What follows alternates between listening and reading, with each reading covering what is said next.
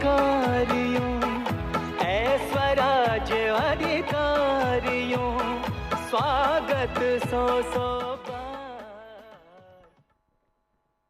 सभी अपना अपना स्थान ले लें जो पैसेज के बीच में खड़े हैं। बिठाने वाले उनको भी यथाउचित स्थान पर बिठा दें।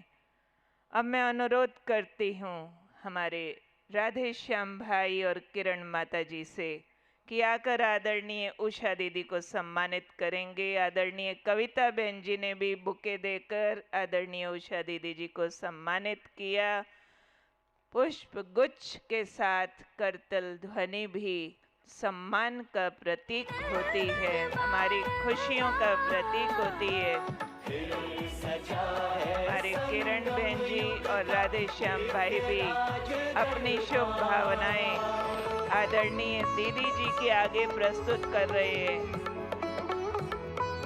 साथ ही कुमारी शिवांशी और कुमार ओम आ रहे हैं खूबसूरत नृत्य लेकर के कि उषा दीदी जी चंडीगढ़ में आए तो हमारे कदम नाचने से कैसे रुक सकते हैं। तो बहुत सुंदर नृत्य। जी आया नो, जी आया नो, जी आया नो, तुसी आए सानू बड़ी खुशी हुई। कुमार ओम, कुमारी शिवांशी बचपन से ज्ञान में चलते हैं, रोज मेडिटेशन करते हैं, क्लास करते हैं और आज दीदी को देख करके बहुत खुश हो रहे हैं और नृत्य लेकर आए हैं। जी आयनो।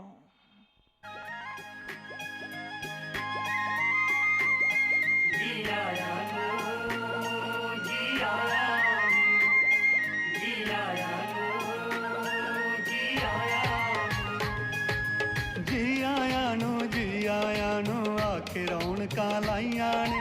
जी आया नो, जी आया नो, आके रौनकां लाइयां ने। फुल्लां वांगू खिड़ गए चेहरे, मन वज्जियां वधाइयां ने। जी आया नो, जी आया, जी आया नो, जी आया।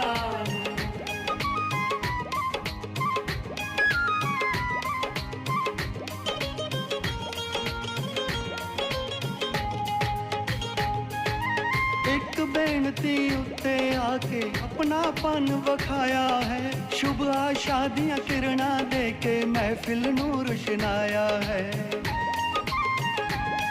हो एक बेनती उत्ते आके अपनापन वखाया है, शुभ आशादियां किरणा दे के महफिल नूं रोशनाया है। असां भी लर्जां चार चुफेरे, हो असां भी लर्जां चार चुफेरे, कलियां दियां सजाइयां ने। फुल्लां वांगू खिड़ गए चेहरे, मन वज्जियां वधाइयां ने। जी आया नो, जी आया, जी आया नो, जी आया।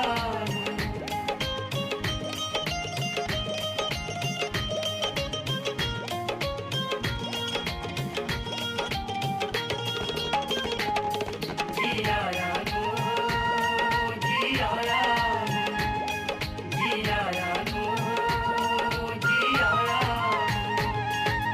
कन भागने होए आ साडे जो तशरीफ ले आए हो, प्रभु दा कर है कर सबना दा, अपने घर विच आए हो। कन भागने होए आ साडे जो तशरीफ ले आए हो, प्रभु दा कर है कर सबना दा, अपने घर विच आए हो। तुसी आए तायों लगदा है,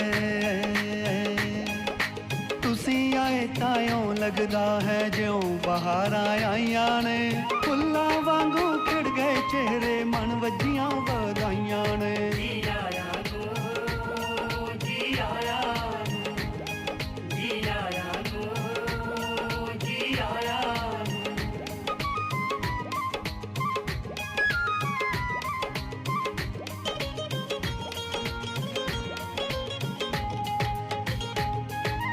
युग परिवर्तन दी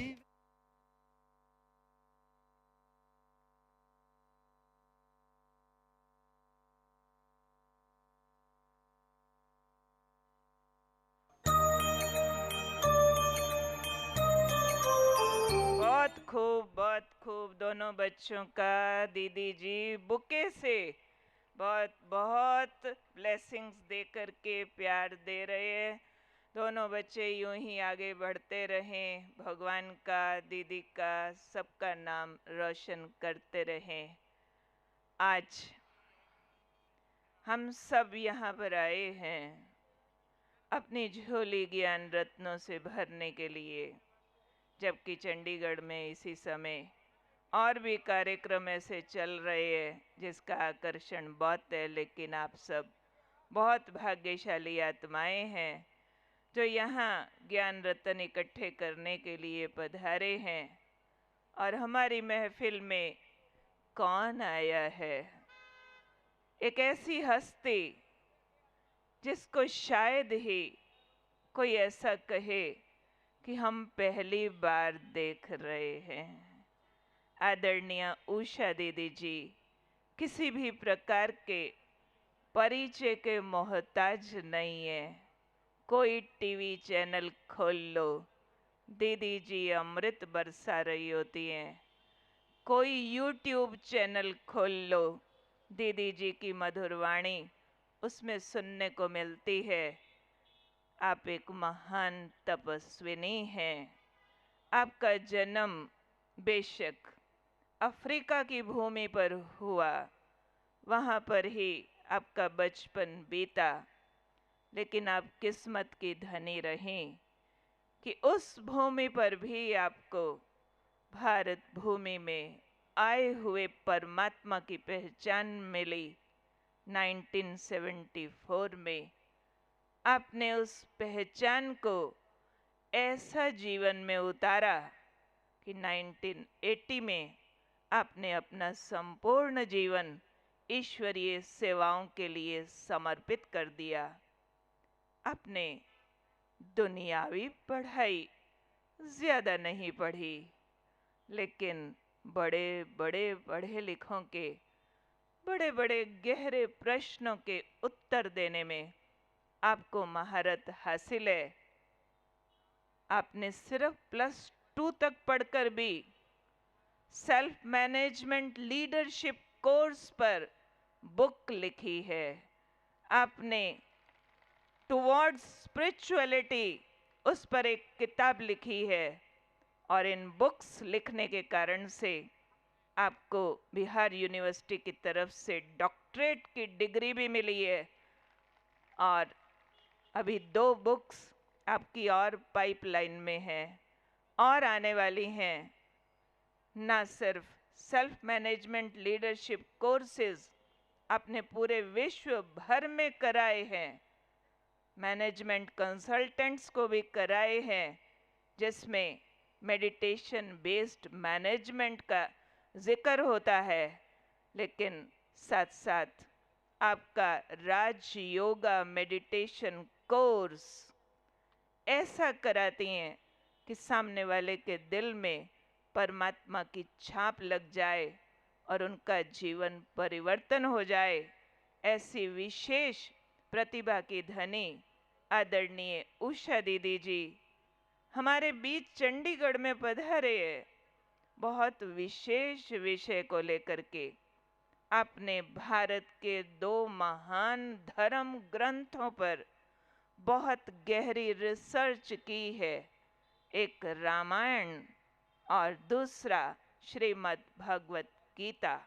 उस पर जो आपने रिसर्च करके उस पर जो सीरीज तैयार की हैं, वो सारे विश्व के लिए एक आई ओपनर है और पूरे भारत के लिए एक नाज और गर्व का विषय है कि ऐसे महान धर्म ग्रंथ हमारी भारत भूमि पर उपलब्ध हैं, जिनके अंदर अगर खोजो तो अथाह ज्ञान है, हर समस्या का समाधान है, प्रभु प्यार की विधियां हैं, जीवन को आसान बनाने की सिद्धियां उसके अंदर समाई हुई है। उसी में से एक श्रीमद् भगवत गीता, उसका व्यवहारिक स्वरूप क्या होता है, उसके लिए ये प्रवचन माला के लिए आदरणीय दीदी जी से हमने सभी ने अनुरोध किया था कि दीदी आप चंडीगढ़ पधारें और इस विषय को यहाँ चंडीगढ़ वासियों के आगे रखें ताकि ये स्ट्रेस को मैनेज कर सकें। और ये सारा कार्यक्रम एक विशेष उपलक्ष्य में रखा जा रहा है, और वो है हमारे पंजाब जोन के जो 5 स्टेट को मिलाकर बनता है, हरियाणा, पंजाब, हिमाचल, J&K, उत्तरांचल, उनके जो जोनल चीफ रहे आदरणीय अचल दीदी जी, आज उनकी 7वीं पुण्यतिथि है। उस उपलक्ष्य में ये 5 दिन का कार्यक्रम रखने के लिए हमने दीदी जी से आग्रह किया था, और उनकी पुण्यतिथि, उनकी स्मृति में आज ये कार्यक्रम प्रारंभ किया जा रहा है। लेकिन इसकी जो डेट्स आप सबको बताई गई हैं कि ये 6 से 10 तारीख को होना तय हुआ था, लेकिन किन्हीं कारणोंवश ये 6 से 9 तारीख तक ही रहेगा। 6, 7, 8, 9, और ये 4 दिन आप सबको जीवन जीने की कला का परिचय कराया जाएगा। और ये 4 दिन आप अपना शाम का 2 घंटा 6 से 8 बजे तक एकदम पैक कर दो, बुक कर दो, केवल जीवन के व्यवहारिक मर्म को समझने के लिए। अच्छे मौके बार बार नहीं आते हैं, जब आते हैं तुरंत ले लेने चाहिए। इसलिए और भी कोई कार्यक्रम हो, थोड़ा आगे पीछे करके ये 4 दिन का ज़रूर हम सब लाभ लेंगे। अभी हमने कार्यक्रम की शुरुआत के लिए कैंडल लाइटिंग करनी है, ज्योति जगानी है, लेकिन कुछ एक मेहमानों के आने का इंतज़ार है। उससे पहले दीदी जी की प्रतिभा आपके सामने और स्पष्ट हो जाए, तो पूरे विश्व भर में आपको क्या क्या अवार्ड मिले हैं उसको संक्षिप्त में थोड़ा सा 2-4 सुनाती हूँ। मिले तो अनगिनत हैं। आपको public relation council of India की तरफ से 2012 में हॉल ऑफ फेम का अवार्ड प्राप्त हुआ, और 2019 में आपको मॉरल अवार्ड और एक पीस मेडल थाईलैंड गवर्नमेंट की तरफ से प्राप्त हुआ। और USA में प्रिंसेस ऑफ फिलीपींस ने आपको ऑनर किया as ambassador of spiritual wellness, और US में आपको एक गॉड अवार्ड से सम्मानित किया गया। God means global order of dignity. ये एक बहुत विशेष अवार्ड था जिसके द्वारा आपको सम्मानित किया गया। और बहुत बड़ी खुशी की बात है कि अभी बिहार विधानसभा के स्पीकर ने आपको वहाँ की असेंबली में खास इनवाइट किया, वहाँ के मेंबर्स के लिए एक स्पेशल लेक्चर के लिए, स्ट्रेस फ्री लिविंग। और आदरणीय उषा दीदी जी वहाँ पर विशेष प्रवचन दे करके आए असेंबली में, और दीदी जी को विक्रमशिला हिंदी विद्यापीठ बिहार द्वारा ऑनरेरी डॉक्टरेट की डिग्री भी प्राप्त हुई है। तो ऐसी महान विभूति हमारे मध्य उपस्थित हैं। तो आज का ये श्रीमद् भगवत गीता पर व्यवहारिक स्वरूप पर प्रवचन श्रृंखला हम प्रारंभ करें, उससे पहले हम ज्योति जगाएंगे। आत्मा ज्योति का प्रतीक। आत्मा जब परमात्मा से मिलन मनाती है तो अवेकन होती है, अंदर की आँख खुलती है, उसका स्थूल यादगार ये ज्योति जगाई जाती है। तो कुछ एक विशिष्ट हस्तियों को मैं अनुरोध कर रही हूँ मंच पर आकर ज्योति जगाने में आदरणीय दीदी जी के साथ अपने कर कमलों का सहयोग देंगे। मैं अनुरोध करती हूँ, हमारे मध्य पधारे हैं honourable mrs justice Daya Chaudhary ji, first lady justice of high court Punjab and Haryana, रादरपुर इंडिया में पहली महिला जज Punjab and Haryana high court की। आपको अनुरोध करते हैं मंच पर आप कैंडल लाइटिंग के लिए पधारेंगे। साथ में पंजाब एंड हरियाणा के एक्स जस्टिस एएन जिंदल जी, आपसे भी अनुरोध है, मंच पर आएंगे कैंडल लाइटिंग के लिए। जस्टिस एसके अग्रवाल जी भी मंच पर ज्योति जगाने के लिए पधारेंगे। साथ में मैं अनुरोध करती हूँ मेयर सरबजीत कौर जी, आप भी मंच पर ज्योति जगाने के लिए आएंगे। Deputy mayor brother Anup Gupta ji, आप भी मंच पर आएंगे। एरिया काउंसलर बहन अंजू जी, आपको भी अनुरोध है, मंच पर आएंगे ज्योति प्रज्वलित करने के लिए। ब्रदर संजय टंडन जी अगर पधार गए हो तो ज्योति प्रज्वलन के लिए मंच पर पधारेंगे। साथ ही आदरणीय उत्तरा दीदी जी, प्रेम दीदी जी, विजय दीदी जी, आप जींद से पधारे हैं। सभी के पवित्र हस्तों से ये ज्योति ज्ञान की जगमगाएगी और सारे विश्व को रोशन करेगी।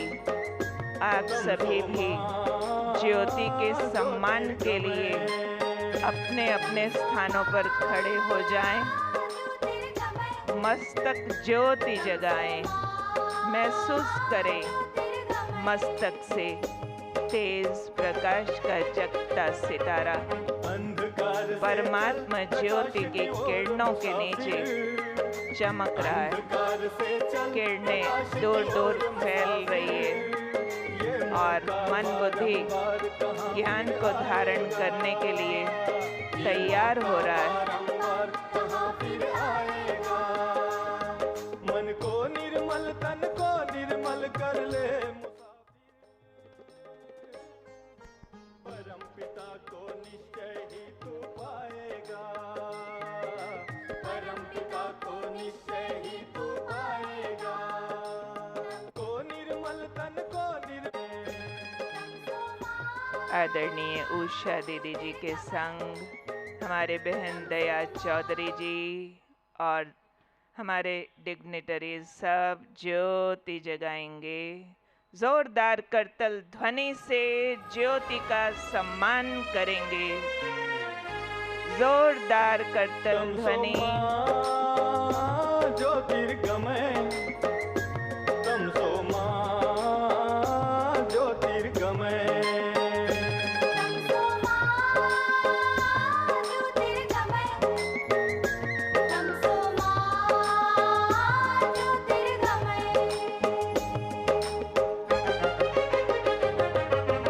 अंधकार से चल प्रकाश की ओर मुसाफिर, अंधकार से चल प्रकाश की ओर मुसाफिर, ये मौका बारंबार कहाँ फिर आएगा। सभी बैठ जाएंगे। हमारे डिग्निटरीज भी मंच पे सामने स्थान ग्रहण करते हुए आज के इस कथा अमृत का रसास्वादन करेंगे। नेहा बेन।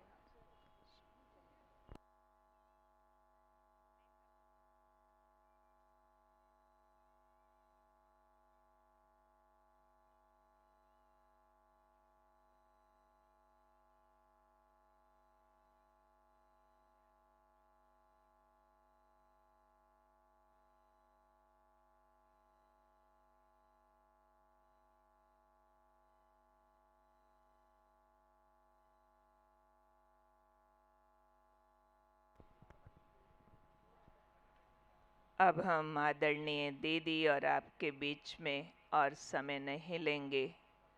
आदरणीय उषा दीदी जी से अनुरोध करते हैं कि आपकी वाणी में जो माँ सरस्वती विराजमान है उसका आवाहन करें, जो आकर हम सबकी तीसरी आँख खोलें और जीवन जीने के लिए हमारा मार्ग प्रशस्त करें। श्रीमद् भगवत गीता का व्यवहारिक स्वरूप आदरणीय उषा दीदी जी सभी एकाग्र हो जाएंगे। तीसरी स्लाइड से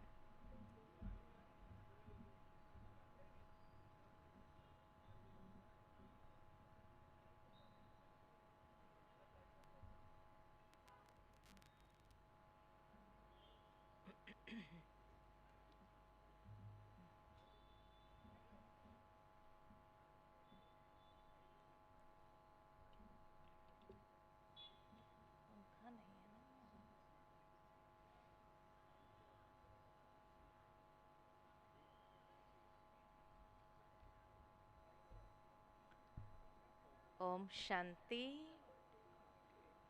सभी प्रेम से बोलेंगे ओम शांति, ओम शांति, ओम शांति। श्रीमद् भगवद गीता का व्यवहारिक स्वरूप व्यक्ति के जीवन में, और वह भी वर्तमान समय में, कितना महत्व रखता है, क्योंकि हम सभी इस बात को बहुत अच्छे से जानते हैं कि श्रीमद् भगवद गीता सबसे श्रेष्ठ शिरोमणि माना गया है। क्यों? क्योंकि सारे विश्व के अंदर ये एकमात्र ग्रंथ कहो, शास्त्र कहो, धार्मिक पुस्तक कहो कि जिसके अंदर भगवान उवाच फर्स्ट पर्सन में। बाकी जितने भी धर्म ग्रंथ हैं, या वो दिव्य आत्मा की वाणी है, या कोई महान आत्मा की वाणी है, लेकिन परमात्मा के महावाक्य सिर्फ और सिर्फ भगवत गीता में है। और इसीलिए परमात्मा के सभी बच्चे सारे विश्व की आत्माएं हैं, तो इस ग्रंथ के अंदर जो भी बातें हैं वो हर आत्मा के प्रति उतनी ही लागू होती है, चाहे वो किसी भी धर्म का हो, जाति का हो, देश का हो। और इसीलिए भगवत गीता को मानवता का शास्त्र कहा है कि सारी मानव जाति के लिए है।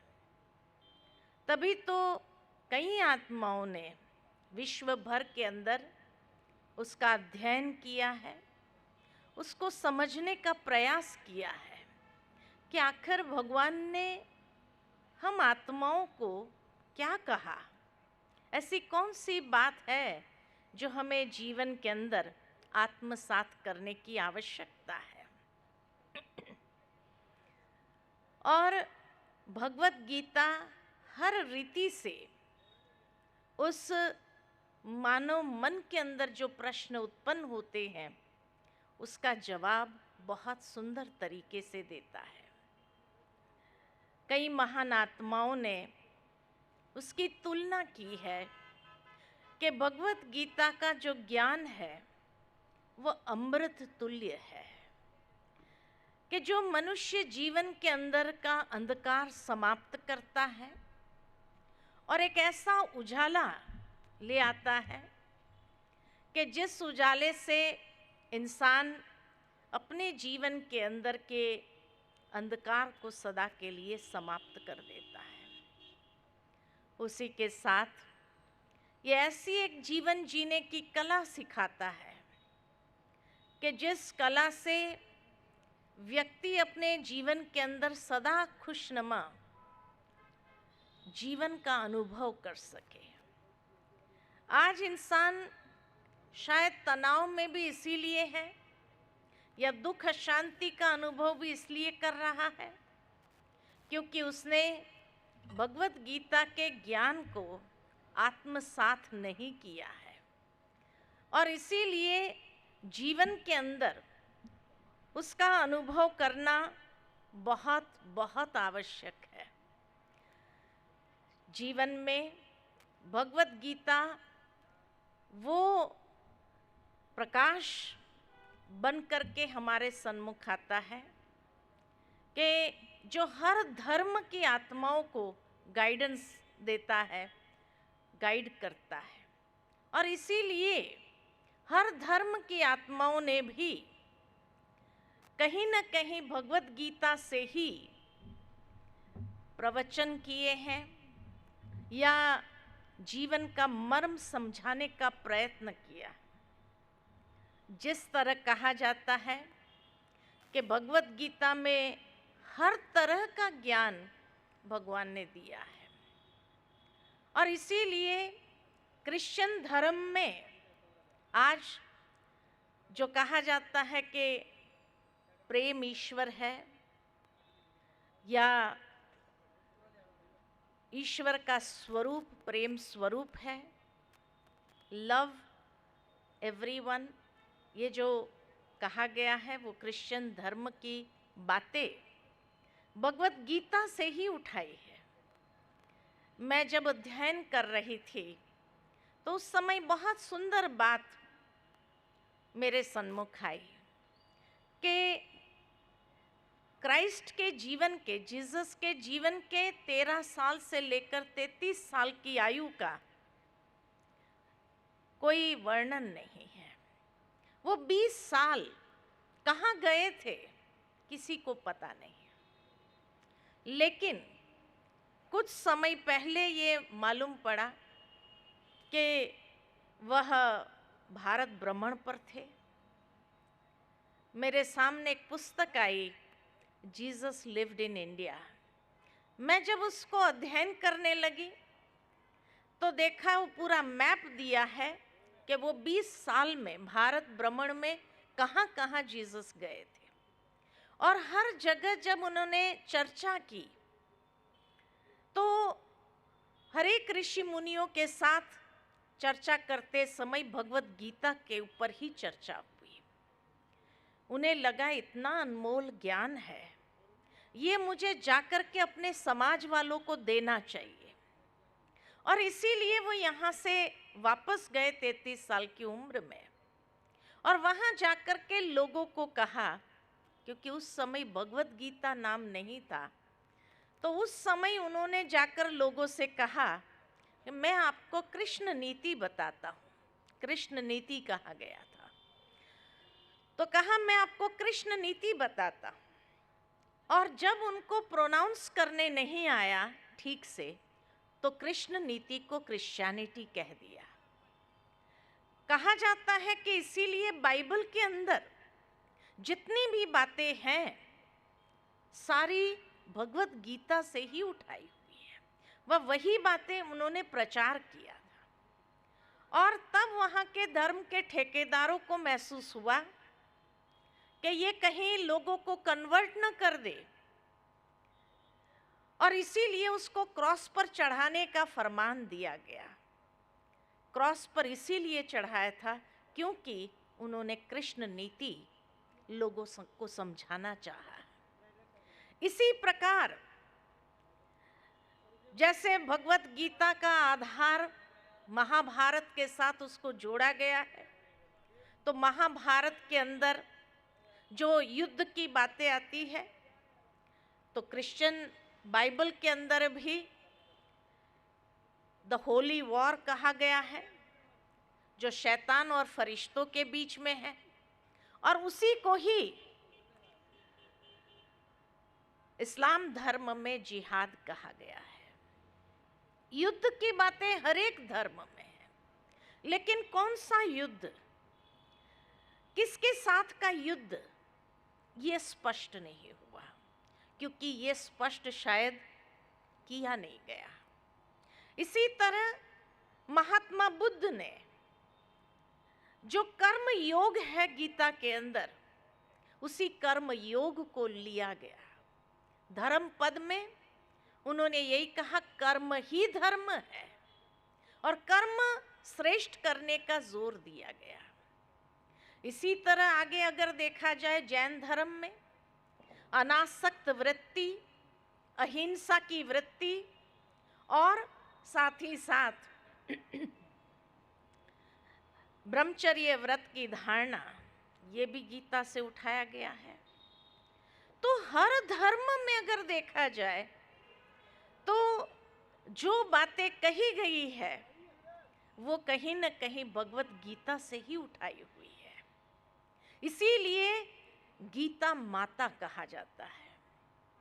एक तो गंगा मैया कहा, भारत माता कहा, और गीता को भी माता का दर्जा दिया कि जिसने सारे बच्चों को, हर एक धर्म उसका बच्चा है, और हर धर्म के बच्चे को कोई ना कोई शिक्षाओं से संवारा है, उसकी पालना की है, उसको पोषण दिया है। लेकिन आज उस माँ को ही लोग भूल गए हैं और माँ के नाम पर दुनिया के अंदर कसम भी सत्य कहाँ उठाते हैं।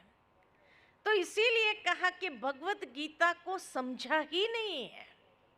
और खास भारतवासी जिनके पास इतना अनमोल ज्ञान का खजाना है, लेकिन न समझने के कारण आज उसकी वैल्यू जिस तरह की होनी चाहिए विश्व के अंदर, वो वैल्यू नहीं रखी। नहीं तो कहा जाता है कि भगवत गीता के अंदर ऐसा विशुद्ध आध्यात्मिक ज्ञान की दृष्टि से भगवत गीता अतुलनीय है।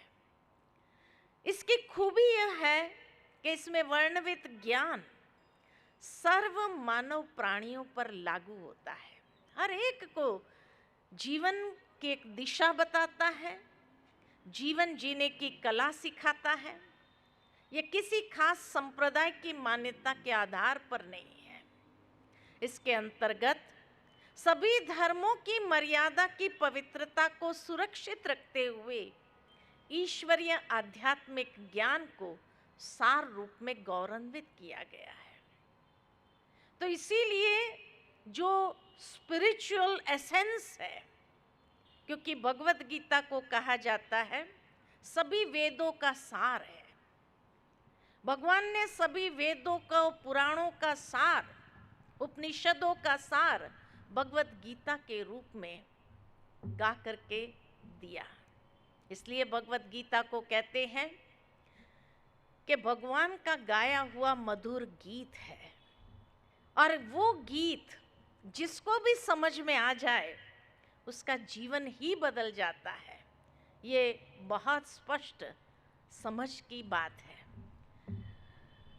बहुत सुंदर महाभारत के आदि पर्व के 77वां श्लोक है कि जिसमें कहा जाता कि इसकी रचना महर्षि वेद व्यास जी ने की।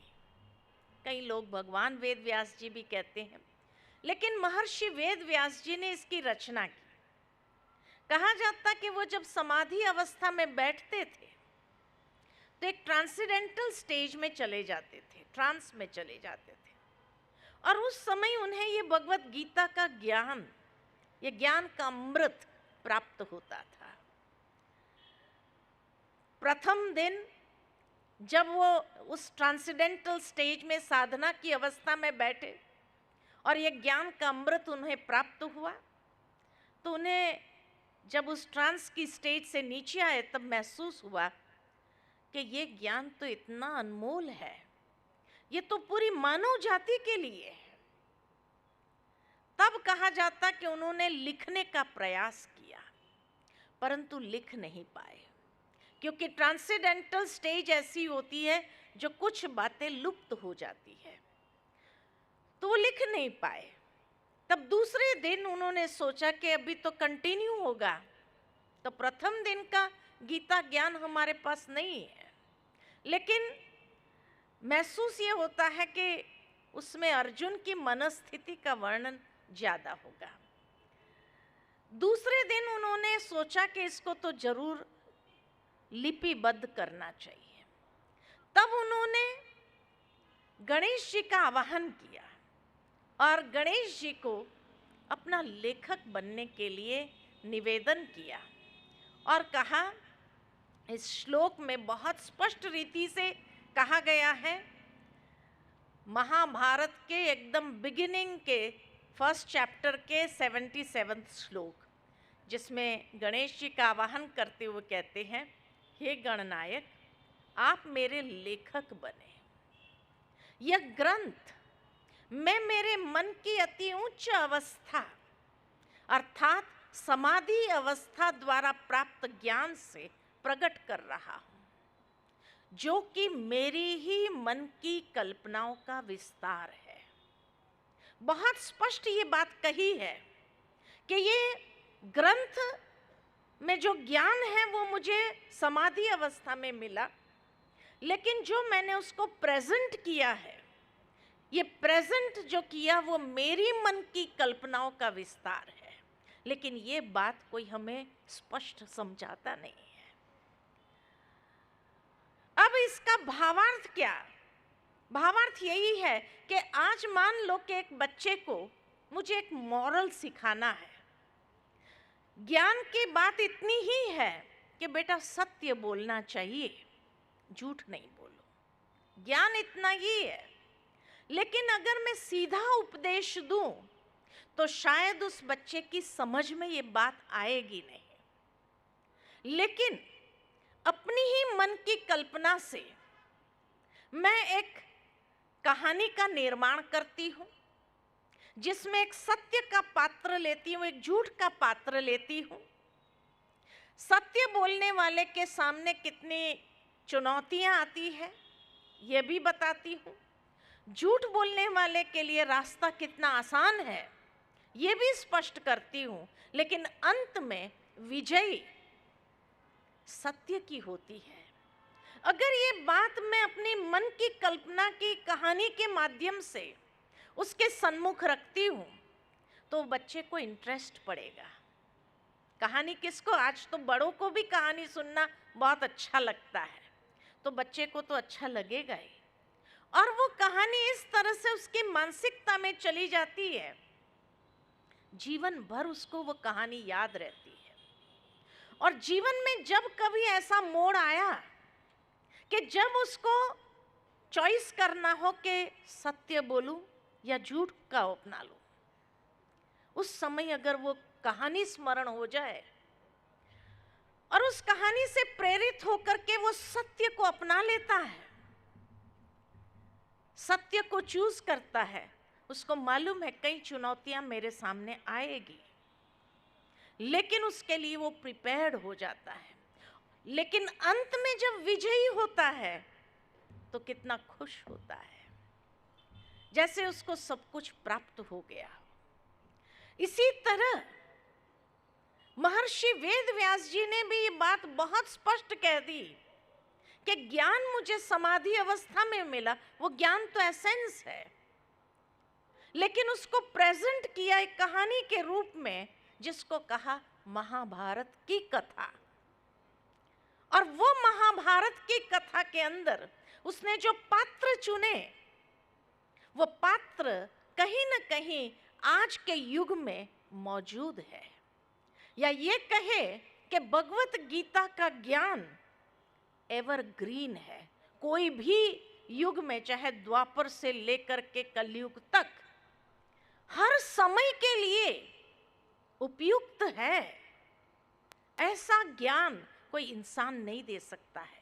इसीलिए कहा यह भगवान उवाच है कि हर टाइम्स में ये एवरग्रीन है, या जिसमें से लोग प्रेरणा ले सकते हैं।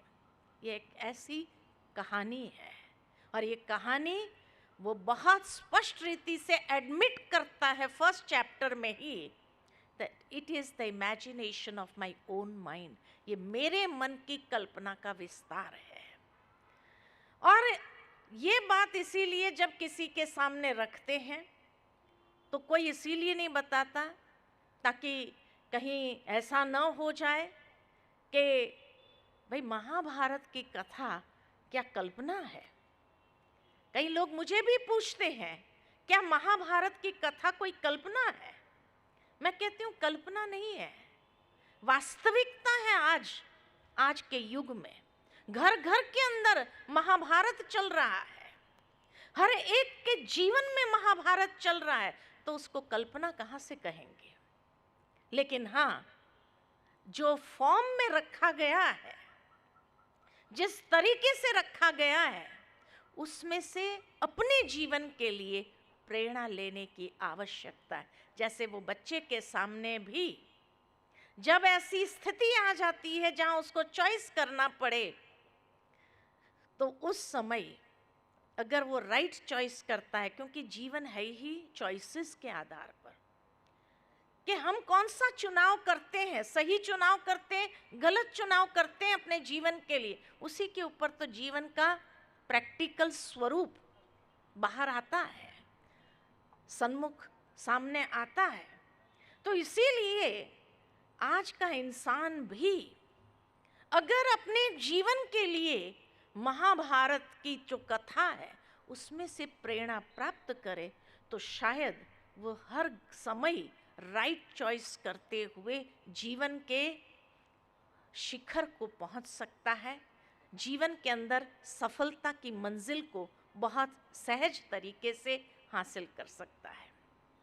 महर्षि वेद व्यास जी शायद इतने इंटेलिजेंट थे, बहुत इंटेलिजेंट थे कि एक ही कथा में उन्होंने हर लेवल के समाधान दिए हैं। एक व्यक्ति की मनस्थिति का समाधान है अर्जुन के रूप में, कि अर्जुन का मन जिस तरह से था, आज का मानव मन भी निराश, उदास, हताश हो गया है जीवन का संघर्ष करते करते। तो ऐसे में जो मनस्थिति उसकी हो जाती है उसका समाधान भी भगवत गीता है। इसी तरह एक पारिवारिक स्थिति का समाधान भी भगवत गीता है। एक परिवार की कथा है, पांडव कौरव एक परिवार के सदस्य थे और पारिवारिक स्थिति में जो बातें आती है उसका समाधान भी भगवत गीता है। तो एक सामाजिक स्थिति, समाज में जिस तरह के तत्व आज मौजूद है और जिस तरह की स्थिति बनती जा रही है उसका समाधान भी भगवत गीता है। इसी तरह राष्ट्रीय स्थिति का समाधान भी भगवत गीता है और वैश्विक स्थिति का समाधान भी भगवत गीता है। तो जिसको एक मैनेजमेंट की लैंग्वेज में कहा जाए, from the micro to the macro level, हर स्टेज का समाधान भगवत गीता है। इसीलिए भगवत गीता के लिए कोई आयु नहीं होती है। एक बच्चा भी उसको समझ सकता है तो बड़े बुजुर्ग तक, कोई भी जाति, धर्म, देश, भाषा के लोग उसको समझ सकते हैं। इसीलिए कहा महर्षि वेद व्यास जी जैसा महान इंटेलिजेंट शायद कोई नहीं होगा। कैसे ये मनस्थिति का समाधान देता है? तो आज प्रत्येक व्यक्ति के जीवन में ऐसी कई चुनौतियां आती है और उसको ऐसी चुनौतीपूर्ण दौर से गुजरना पड़ता है जब कभी कभी उसे जीवन असार महसूस होने लगता है और उसके पास कुछ नहीं बचता। उसका विश्वास टूटता है, उसके मूल्य बिखर जाते हैं, उसका धैर्य समाप्त हो जाता है, दया की भावना समाप्त हो जाती है, सबकी हदें टूट जाती है।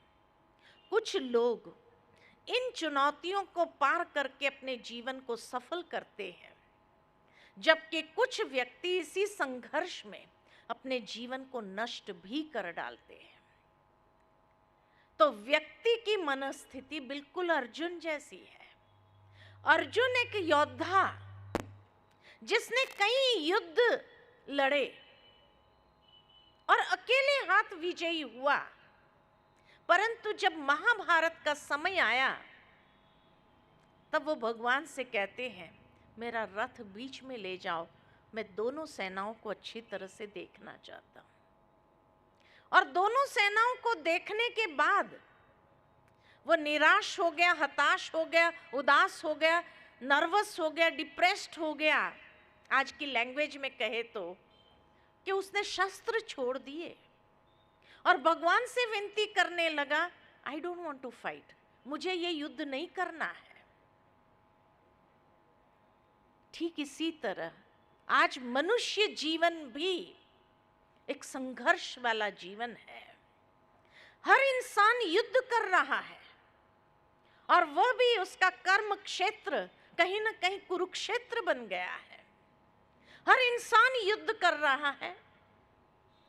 कई युद्ध हमने पार कर दिए, लेकिन जीवन के कई मोड़ ऐसे भी आते हैं जब व्यक्ति निराश, उदास, हताश हो जाता है और उसको राह सूझती नहीं है, इतना कंफ्यूज्ड हो जाता है, नर्वस हो जाता है, अर्जुन की तरह डिप्रेस्ड हो जाता है, सारी स्किल्स और टैलेंट्स होने के बावजूद शायद वो मन ही मन भगवान से प्रार्थना में यही कहता है कि हे प्रभु, ये संघर्ष कब तक? I don't want to fight, मुझे युद्ध नहीं करना है। और तब वो सारी स्किल्स होने के बावजूद भी वो डिप्रेशन के शिकार बन जाते हैं। ऐसी चुनौती हर एक के सामने आती है।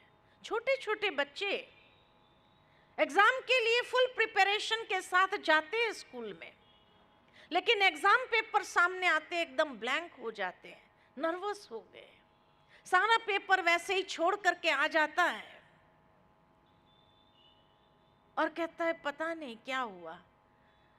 एग्जाम के नाम से उसको डर महसूस होता है। वही अर्जुन वाली स्थिति। तो इसीलिए कहा आज हर एक का जीवन युद्ध क्षेत्र है। कौन लड़ नहीं रहा है? हर इंसान लड़ रहा है।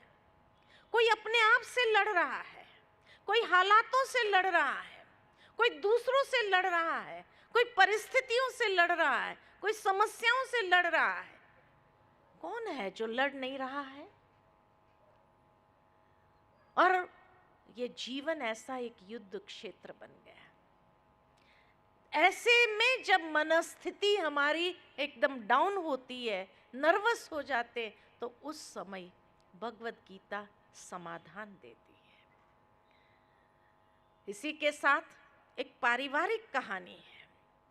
कुटुंब परिवार में भी माता पिता कभी कभी पुत्र मोह के कारण ज्ञान चक्षु से उनके ज्ञान चक्षु बंद हो जाते हैं।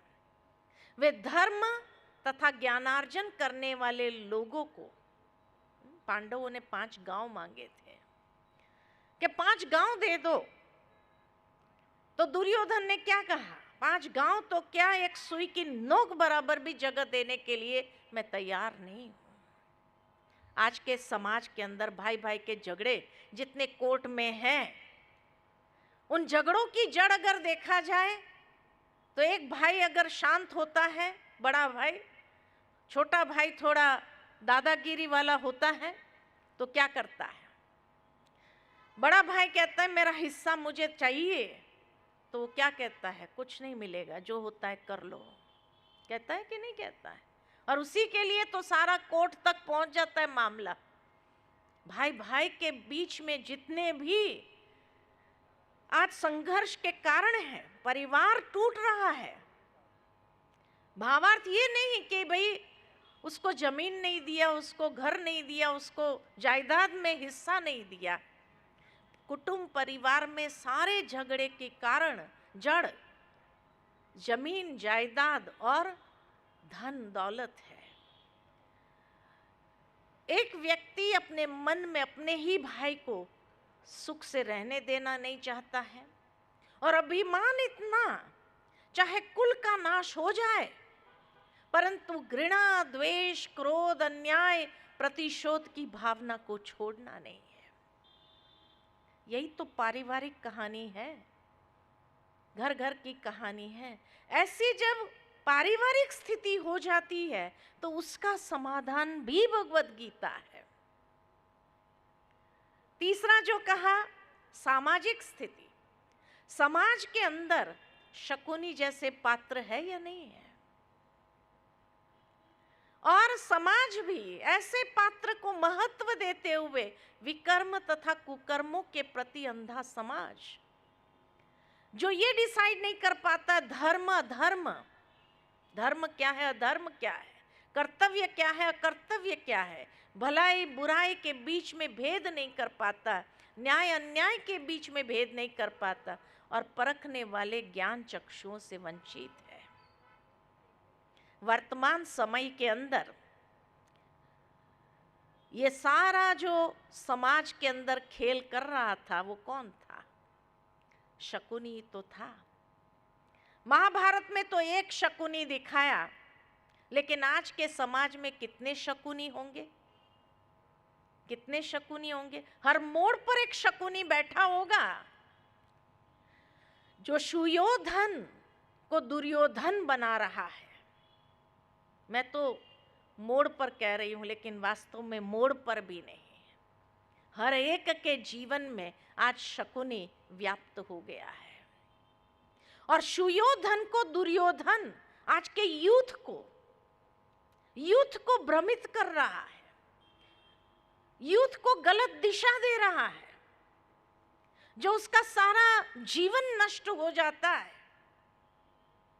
कौन है ये शकुनी? पहचानना तो जरूरी है, क्योंकि अगर नहीं पहचानेंगे तो कहीं हम भी उसके शिकार न हो जाए। आज के युग का शकुनी है ये मोबाइल। मोबाइल ही तो है शकुनी। किसमें पारंगत था? जुआ में। जुआ में पारंगत था कि कैसे भी दांव चलता था, किसी को पता ही नहीं चलता था और वही जीतता था। तो आज मोबाइल में जुआ का खेल आता है कि नहीं आता है?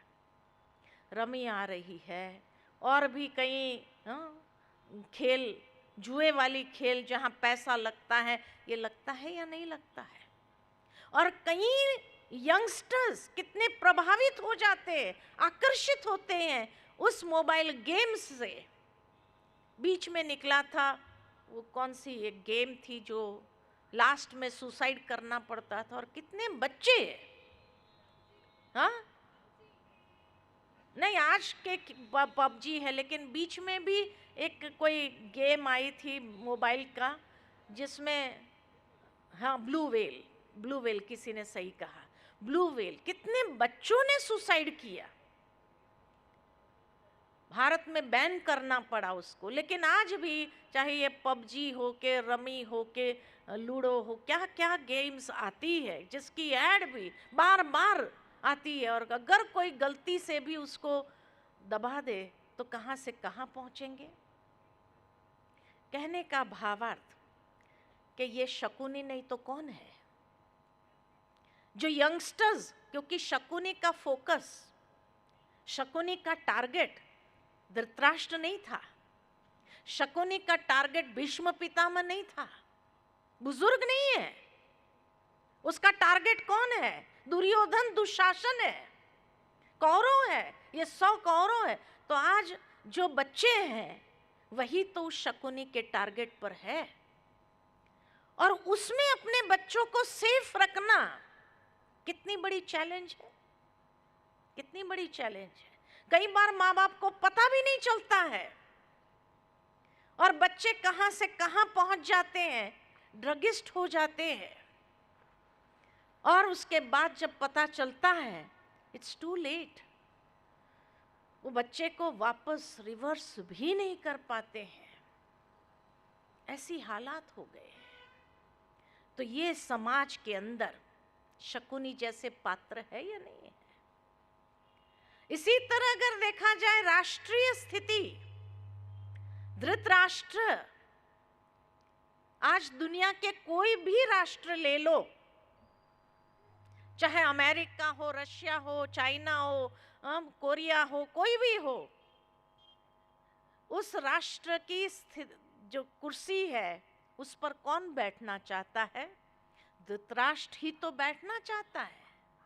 धृतराष्ट्र अर्थात जिस राष्ट्र को धृत भावना हड़प कर बैठी है, और उसमें भी पाशवी बल से अपना अधिकार जमाए हुए, जो सत्य की दृष्टि से अंधा है, और जहां मानसिक और आत्मिक अंधत्व होता है, वो बहुत ही भयानक होता है।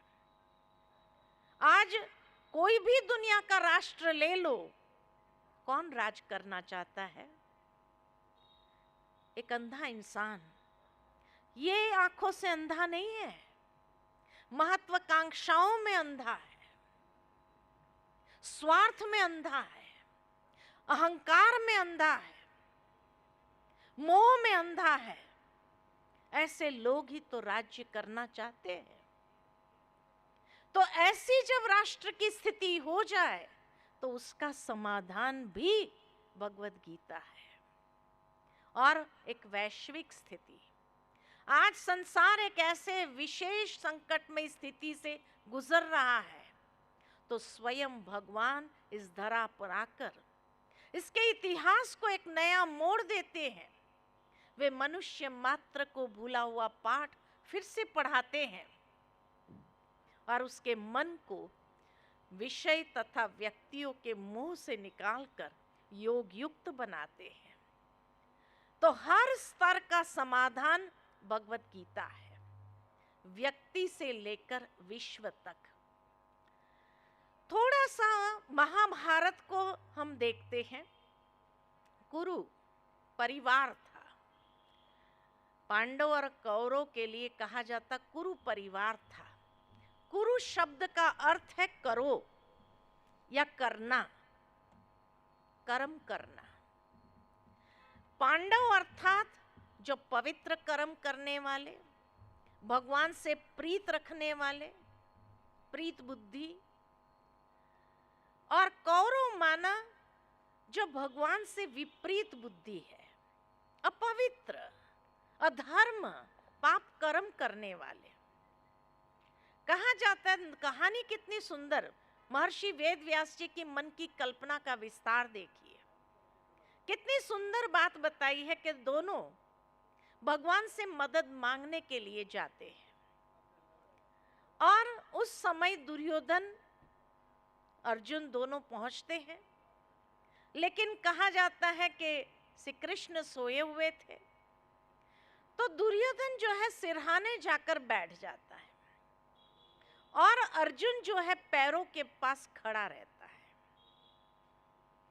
अब जैसे ही आंख खुली, इंसान की आंख खुलती है तो सामने जो होता है वो पहले दिखाई देता है। ऐसे ही श्री कृष्ण की भी आंख खुली तो कहते हैं, अर्जुन को देखा और पूछा, हे अर्जुन तुम कब आए? दुर्योधन ने कहा, मैं पहले आया हूं, मुझे मांगने के लिए कहा जाए। अर्जुन ने कहा, भाई तू मांग ले, कोई बात नहीं। उस समय भगवान ने कहा, मेरे पास दो ऑप्शन है, एक तरफ मैं हूं, एक तरफ मेरी अक्षौणी की सेना है, क्या चाहिए? लेकिन एक वाक्य वहां जोड़ दिया, जिस तरफ मैं रहूंगा मैं शस्त्र नहीं उठाऊंगा, मैं युद्ध नहीं करूंगा, मैं सिर्फ सारथी बनकर के रथ चलाऊंगा। अब शकुनी ने दुर्योधन को सिखा सिखा कर भेजा था, तुम उसी को मांग लेना, चाहे कोई भी ऑप्शन दे तुम उसी को मांग लेना।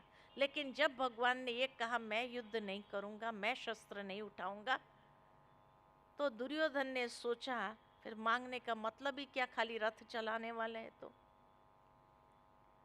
तब उसने कहा, मुझे अक्षौणी की सेना चाहिए। Wrong choice, wrong choice.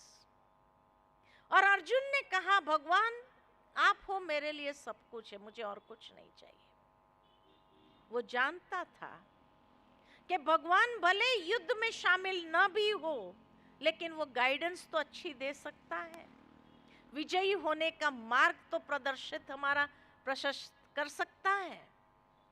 और इसीलिए उसने राइट चॉइस कर ली। संसार के अंदर अगर प्रैक्टिकल देखा जाए तो भगवान भी जब इस संसार में अवतरित होते हैं तो जिस शरीर में अवतरित होते हैं उसको कहा जाता है रथ।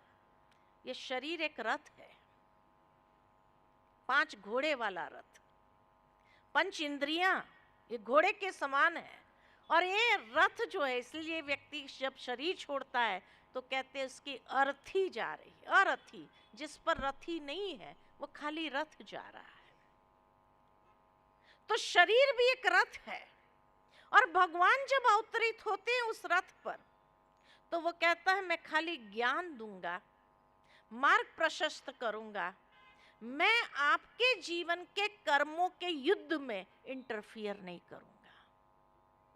वो किसी भी इंसान के कर्मों के साथ इंटरफियरेंस नहीं करता है, ज्ञान देता है, समझ देता है। युद्ध तो हमें अपनी खुद ही लड़नी होती है।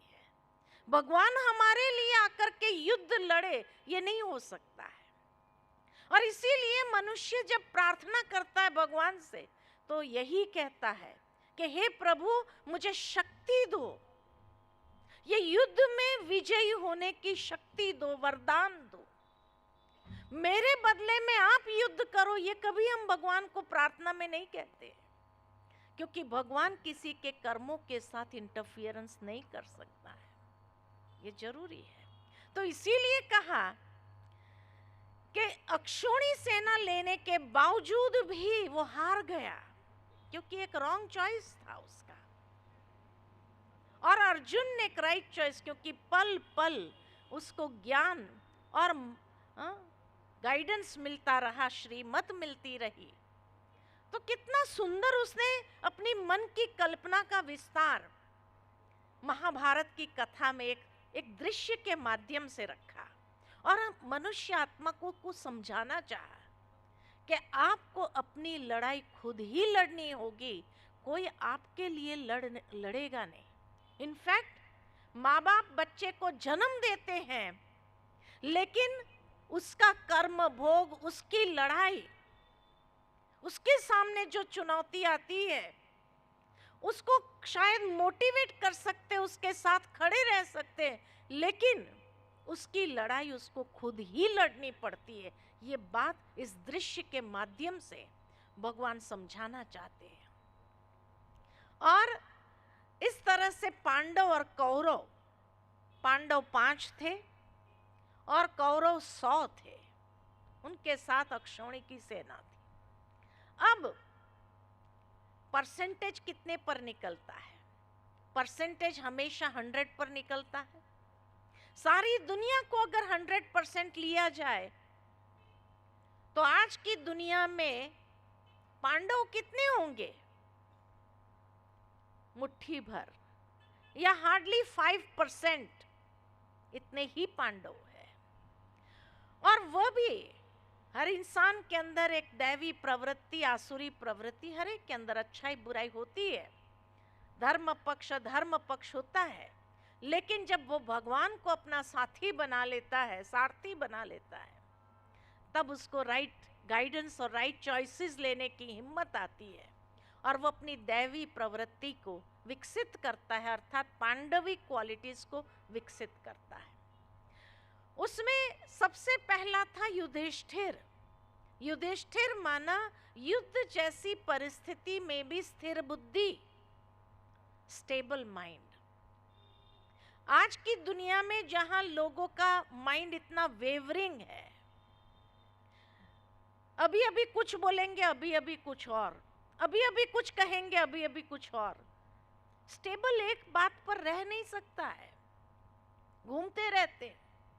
जिसको आज की दुनिया में लोग कहते हैं बेपेंदी का लोटा है, कभी कहाँ लुढ़कता है, कभी कहाँ लुढ़कता है, यही कहते हैं ना। ऐसी दुनिया में स्थिर बुद्धि वाले कितने परसेंटेज होंगे? 1%, 1% ओनली, जो स्थिरता से चलते हैं, बैलेंस स्टेट ऑफ माइंड से चलते हैं, कार्य करते हैं। दूसरा नंबर है भीम, जो शक्तिशाली आत्मा है, बहुत पावरफुल सोल है, जिसके पास एक विल पावर है, आत्मबल से युक्त है।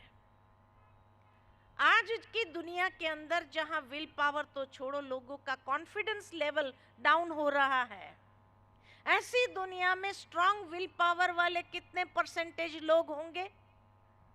Only 1%, only 1%।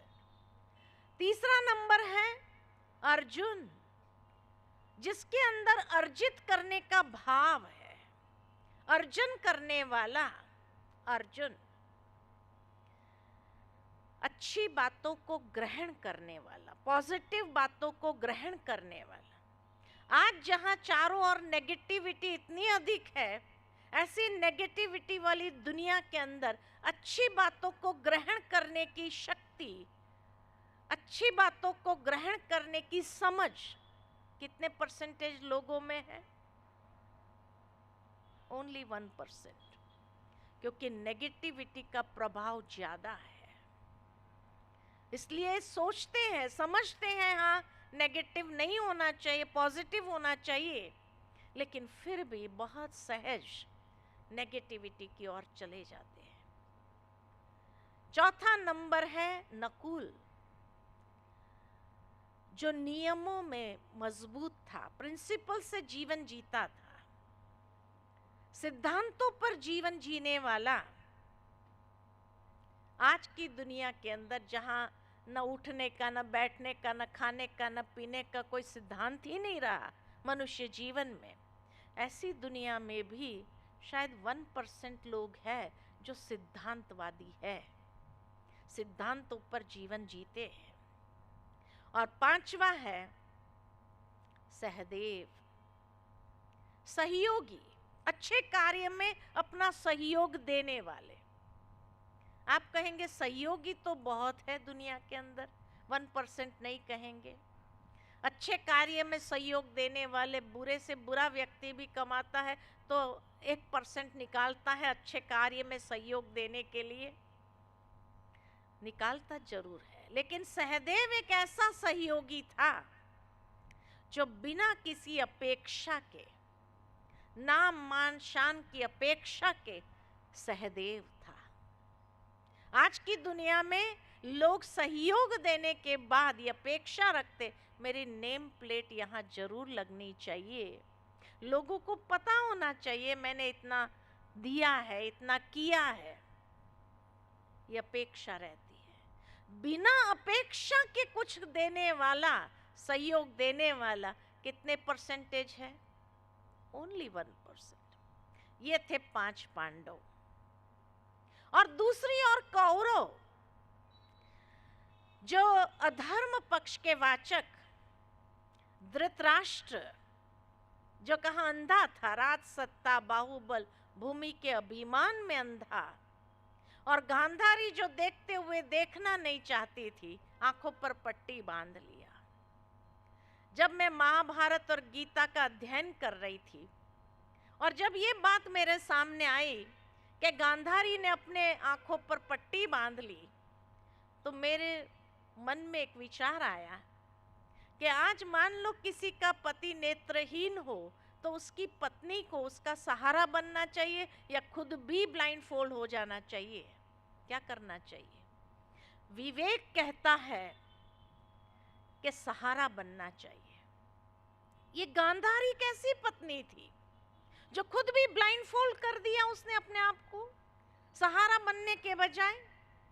लेकिन तब महसूस होता है कि प्रैक्टिकल दुनिया के अंदर आज ऐसे कई गांधारियां हैं जो अगर पति कोई गलत फैसला लेता है, गलत कार्य में इन्वॉल्व होता है, पत्नी जानते हुए समझते हुए भी उसको रोकने का प्रयास नहीं करती है। उस समय वो ब्लाइंड फोल्ड हो जाती है। और कोई अगर उनके पास जाता भी है ये कहते हुए, भाई आप अपने पति को समझाइए, हमारे साथ ऐसा अन्याय न करे, उस समय क्या कहती है? अच्छा, हमें तो पता ही नहीं था। ये ब्लाइंड फोल्ड नहीं तो क्या है? ऐसी गांधारियां है कि नहीं है? बहुत है। और 100 कौरव, जब मैं इंटरनेट पर 100 कौरवों के नामों की लिस्ट निकाल करके बैठी, मेरे लिए आश्चर्य की बात थी कि अधिकतर कौरवों के नाम दू से आरंभ होते हैं। और दू का मतलब है दुष्टता, जो दूसरों को दुख देना जानते हैं। अब कौन माँ बाप, आज कलयुग में भी माँ बाप अपने बच्चों के इतने सुंदर सुंदर नाम निकालते, मीनिंग वाले इतने सुंदर नाम होते हैं। तो ये गांधारी और धृतराष्ट्र कैसे माँ बाप था, उनको अपने बच्चों के लिए कोई अच्छा नाम ही नहीं मिला? सोचने की बात। लेकिन महर्षि वेद व्यास जी की मन की कल्पना का विस्तार देखो कि आज की दुनिया के अंदर भले उस नाम के लोग नहीं होंगे, लेकिन कैरेक्टर वाइज ऐसे लोग जरूर है। दुर्योधन भी है जो अपने जीवन का अनमोल धन व्यर्थ गंवा रहे हैं। स्थूल धन की बात नहीं है खाली कि जिसने वेस्ट किया, समय रूपी धन को वेस्ट करते हैं। इसलिए कहा शकुनी, हर एक के हाथ में कितना समय का धन वेस्ट होता है सोशल मीडिया पर। उसी के साथ जो रिसोर्सेज है, शक्ति, मन की शक्ति, बौद्धिक शक्ति कितनी वेस्ट जा रही है, श्वास कितने वेस्ट जा रहे हैं, धन कितना व्यर्थ गंवा रहे हैं। तो ये इंटरनल रिसोर्सेज रूपी धन को जो व्यर्थ गंवाते, दुर्योधन यानी जो धन का दुरुपयोग करता है, आज ऐसे समाज में बच्चे हैं या नहीं है? बहुत है। दुशासन करने वाले लोग हैं या नहीं है? बहुत है। इसलिए कहा भले उस नाम से नहीं, लेकिन कैरेक्टर वाइज तो है। एक एक इंद्रियां, दुस्सह, दुर्विमोचन जिसकी दृष्टि ही खराब है, दुष्कर्ण जो बुरी बातें सुनने के शौकीन है, दुर्मुख जो बुरी बातें हर वक्त निकालते हैं, दुर्बुद्धि, ये सारे नाम है कौरव के, जो आज की दुनिया में भले अच्छे नाम होंगे, लेकिन कैरेक्टर वाइज, कर्म वाइज, एटीट्यूड वाइज ये नाम के लोग जरूर है। और लास्ट में एक बहन दुश्शीला, शील माना चरित्र, जिसका चरित्र ही दुष्टता का था। एक बार जब ऐसे कार्यक्रम में मैंने ये बात कही तो एक बहन आकर मुझे कहने लगी, बहुत सही बोला आपने, आज बहुत दुश्शीलाएं हैं ऐसी। मैंने कहा कहाँ है, किसको आपने समझा दुश्शीला? तो कहा आजकल टीवी में जो सीरियल आती है ना, उसमें जितना गड़बड़ घोटाला करने वाली महिलाओं को ही दिखाया है, चाहे वो ब्लैक मैजिक करती हो या जो भी करती हो, वो सारी दुश्शीलाएं ही है। और टीवी सीरियल पर तभी आती है जब प्रैक्टिकल समाज के अंदर ऐसे लोग होंगे, तभी तो आएंगी, है ना। ईर्ष्या करने वाली, द्वेष करने वाली सारी महिलाएं तो हैं, और दुश्शीला। तो इसलिए कहा पांडव भी है, कौरव भी है, और कर्म क्षेत्र ये कुरुक्षेत्र का मैदान बन गया है। हर एक का जीवन युद्ध क्षेत्र बन गया है, जहां निरंतर युद्ध चलता है अच्छाई और बुराई के बीच में। और गीता का जन्म वहां कुरुक्षेत्र के महायुद्ध के संघर्ष के बीच हुआ। कुछ सालों पहले मैं गीता जयंती पर कुरुक्षेत्र गई थी। कार्यक्रम के बाद दूसरे दिन मुझे वो भाई ने कहा, आपको थोड़ा यहाँ का जो स्थान है वो दिखाने ले चलते हैं। तो मुझे ले चले सबसे पहले ज्योतिसर। ज्योतिसर वह स्थान है, आप लोगों में से कईयों ने देखा होगा, कि जहाँ एक्चुअल गीता उपदेश दिया गया था और महाभारत युद्ध हुआ था। वहाँ एक मॉन्यूमेंट है जहाँ पर, और एक वृक्ष के नीचे लिखा है गीता उपदेश स्थल। वो स्थान तो बहुत छोटा है, लेकिन कहा जाता है 84 कोस में वो महाभारत का युद्ध दिखाते हैं, जहाँ दोनों सेनाएं आमने सामने खड़ी है, प्रेक्षपास्त्र चलने शुरू होने वाले हैं, युद्ध का शंखनाद गूंज उठा है। युद्ध की उत्तेजना का कोलाहल में इस संघर्ष के कारण सैनिकों का हृदय विदीर्ण होने लगा है। ऐसे समय पर गीता ज्ञान दिए जाने कारण गीता को संघर्ष का शास्त्र भी कहा जाता है। जब वहां ले गए मुझे और मुझे कहा यहाँ ये रथ ला करके खड़ा किया था भगवान ने, मैंने कहा अच्छा। जाते जाते रास्ते में मुझे बताया गया कि कुरुक्षेत्र का नाम पहले कुरुक्षेत्र नहीं था। तो मैंने पूछा क्या था? तो कहा कुरुक्षेत्र का नाम पहले स्थानेश्वर था, जो थानेसर डिस्ट्रिक्ट में आता है। आज भी इसीलिए कुरुक्षेत्र रेलवे स्टेशन पर एक तरफ थानेसर लिखा जाता है। तो मैंने कहा फिर कुरुक्षेत्र नाम कब पड़ा? तो उस भाई ने बताया कि 1947 में एक कलेक्टर आया था और उन्हें महसूस हुआ कि इतना बड़ा ऐतिहासिक युद्ध यहाँ हुआ और उसका नामो निशान नहीं है। एक ज़रूरी सूचना है, गाड़ी नंबर 1183 इमीडिएट हटानी पड़ेगी। जिसकी भी हो प्लीज़, गाड़ी नंबर 1183। तो मुझे बताया गया कि कुरुक्षेत्र का नाम पहले कुरुक्षेत्र नहीं था। 1947 में कलेक्टर आया जिन्हें महसूस हुआ कि इतनी बड़ी ऐतिहासिक घटना यहाँ घटी गई और उसका नामो निशान नहीं है। उस समय उसने उस स्थान का नाम चेंज किया। स्थानेश्वर एक मंदिर शिव जी का है जो आज भी है, और वहाँ दिखाते हैं कि पांडव और कौरव दोनों ही गए थे। खास करके पांडव गए थे, शिव की पूजा की थी और आशीर्वाद लेने के लिए, और फिर महाभारत युद्ध शुरू हुआ। तो उस स्थानेश्वर नाम का परिवर्तन किया गया कुरुक्षेत्र, और फिर उसको डेवलप किया गया, और डेवलप करते करते उसको आज एक डिस्ट्रिक्ट लेवल तक ले आए। तब मुझे एहसास हुआ कि जिस स्थान पर इतनी बड़ी ऐतिहासिक घटना घटी हो 5000 साल पूर्व, और 1947 तक मैंने इंटरनेट में चेक किया, और 1947 तक उसका नामो निशान भारत के नक्शे पर नहीं। कितनी बड़ी बात है।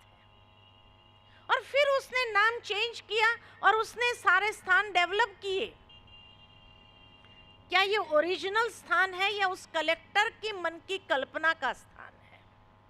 ये प्रश्न भी मन में आया, लेकिन कहते हैं कि नहीं, वो ओरिजिनल स्थान है। अच्छा ठीक है। कहा जब भगवान ने कहा कि अर्जुन ने कहा मेरा रथ बीच में ले जाओ, तो ये बीच का स्थान था जहां ला करके खड़ा किया गया, और यहां से उसने दोनों सेनाओं को देखा। तो मैंने उस भाई से पूछा कि फिर यहाँ भगवान ने गीता का उपदेश दिया उसको।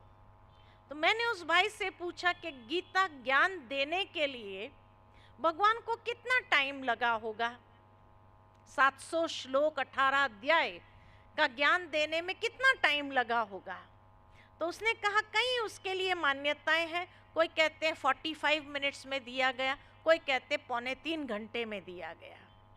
मैंने कहा चलो जितना भी समय लिया हो, 2.25 घंटा हो या 45 मिनट्स हो, चलो 45 मिनट्स भी भगवान ज्ञान देते रहे, 700 श्लोक सुनाते रहे। तो उस समय दुर्योधन क्या कर रहा था? क्या उसके अंदर इतनी पेशेंस थी कि 45 मिनट्स तक वो कोई रिएक्शन न बताए? आज दुनिया में भी रास्ते पर अगर कोई दो व्यक्ति लड़ाई के मूड में हो और आप एक को सज्जन समझते हो और उसके पास जाकर कहते हो देख भाई मैं तुझे गीता ज्ञान देता हूं, तो दूसरा व्यक्ति कैसे रिएक्ट करेगा? गीता ज्ञान देना है तो घर में देना, this is not the place. यहाँ हम लड़ाई के मूड में हैं अभी, तुम बीच से पहली थप्पड़ शायद वो उसी को लगा देगा। यही है ना प्रैक्टिकल। तो व्हाट इज प्रैक्टिकल स्टेज? कि क्या दुर्योधन के अंदर 45 मिनट्स का पेशेंस था? तो मुझे कहा गया कि उस समय टाइम को फ्रीज कर दिया था। मैंने कहा फ्रीज कहाँ कर दिया था? पहले अध्याय में ही बताया कि दुर्योधन जो है भीष्म पितामह के पास जाता है, शंखनाद शुरू होता है। फ्रीज कहाँ हुआ time? Time was not freezed, activity चल रही थी। लेकिन सोचने की बात है कि भगवान 18 अध्याय का ज्ञान दे रहे और दुर्योधन का कोई रिएक्शन नहीं हो। मैंने जब पूछा तो कहा इसके लिए तो शास्त्रों में कोई बात आती नहीं कि दुर्योधन ने कोई रिएक्शन दिया हो।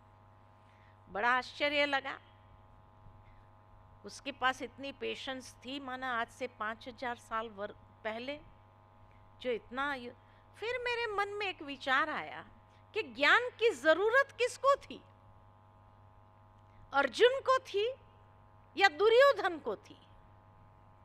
आज घर में अगर दो बच्चे हो, एक बच्चा आज्ञाकारी हो और दूसरा बच्चा शैतानी कर रहा, आप किसको समझाते रहेंगे? जो आज्ञाकारी है उसको ही समझाते रहेंगे या जो तूफानी है उसको बैठ के समझाना पड़ता है? तो ज्ञान की आवश्यकता किसको थी? अर्जुन को थी जो आज्ञाकारी था या दुर्योधन को थी? दुर्योधन को थी। तो फिर भगवान ने दुर्योधन को ज्ञान न देकर अर्जुन को ज्ञान क्यों दिया? वास्तव में भगवान दुर्योधन को ज्ञान देने गए थे, लेकिन उस वक्त दुर्योधन ने क्या कहा? दुर्योधन ने यही कहा कि हे भगवान, धर्म क्या है मैं जानता हूं, अधर्म क्या है वो भी मैं जानता हूं, लेकिन धर्म के मार्ग पर मैं चल नहीं सकता हूं, अधर्म को मैं छोड़ नहीं सकता हूं। अब क्या कहना है? What do you have to say next? आज की दुनिया में कौन ऐसा है जो धर्म क्या कहता है नहीं जानता?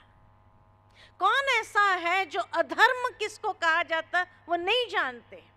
फिर भी धर्म के मार्ग पर चलने वाले कितने और अधर्म को छोड़ने वाले कितने? वही दुर्योधन वाली एटीट्यूड है।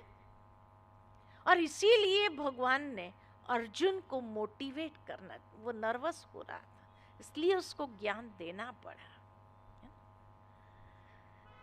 अब जब कहा कि अक्षौणी की सेना थी, तो कितने अक्षौणी थे? तो कहा जाता 18 अक्षौणी थे। अब 18 अक्षौणी में कितने लोग होते हैं? महाभारत के युद्ध के संगठन के लिए पत्ती को इकाई निश्चित किया जाता था। उन दिनों में कैलकुलेशन जो होता था उसको पत्ती कहा जाता है। और एक पत्ती में एक रथ, एक हाथी, 5 पैदल सैनिक और 3 घुड़सवार होते हैं। इतना एक पत्ती में होते हैं। एक अक्षौणी में कितना होता है? तो कितनी पत्ती बराबर एक अक्षौणी होते हैं?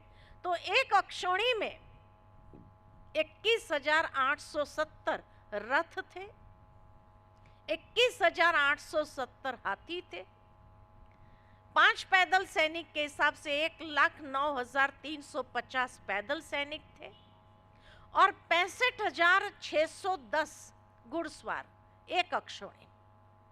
और 18 अक्षौणी सेना थी। 11 अक्षौणी कौरवों के तरफ, 7 अक्षौणी पांडवों के तरफ। तो 18 अक्षौणी में कितने लोग थे? एक अक्षौणी वाले को मल्टीप्लाई किया जाए 18 से तो 3,93,660 रथ थे, 3,93,660 हाथी थे, 19,66,300 पैदल सैनिक थे और 11,80,980 घुड़सवार थे। इतने 18 अक्षौणी में थे। अब 84 कोस भी लिया जाए तो भी वो एक एक हाथी को कितना स्पेस चाहिए, एक एक रथ को कितना स्पेस चाहिए, युद्ध के लिए कितना स्पेस चाहिए, इन सब बातों को अगर गिनती करें तो अब इतने योद्धा थे।